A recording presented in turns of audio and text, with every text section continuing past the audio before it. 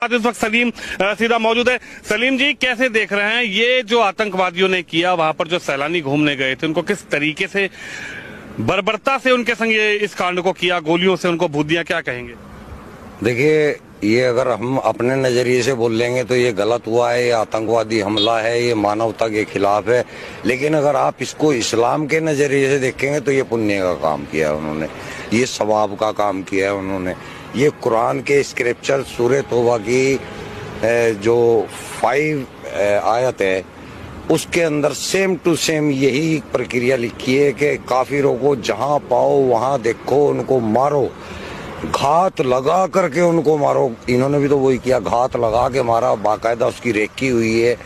घात इस्लाम में ही लिखा है, कुरान में ही लिखा है किस तरीके से निहत्थे लोगों को इस तरीके से देश के वासियों को भून दिया जाए, उनको मार दिया जाए। आइए, मैंने कुरान की तो आपको आयत बताई है, जो सूरह तौबा है, कुरान की 9वीं सूरह है और उसकी 5वीं आयत है।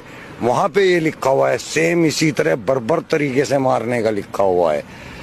सेम ये लिखा हुआ है कि उनको मारो, जब तक मारो जब तक कि वो ला इलाहा इल्लल्लाह कलमा ना पढ़ ले या जजिया देना कबूल ना कर ले, तब तक मारो। यानी कि पूरे हिंदुस्तान के हिंदुओं का यही हसर होना है इस्लाम के अनुसार। इस्लाम के अंदर अल तकिया नाम की चीज होती है, आपने सुना होगा अल तकिया।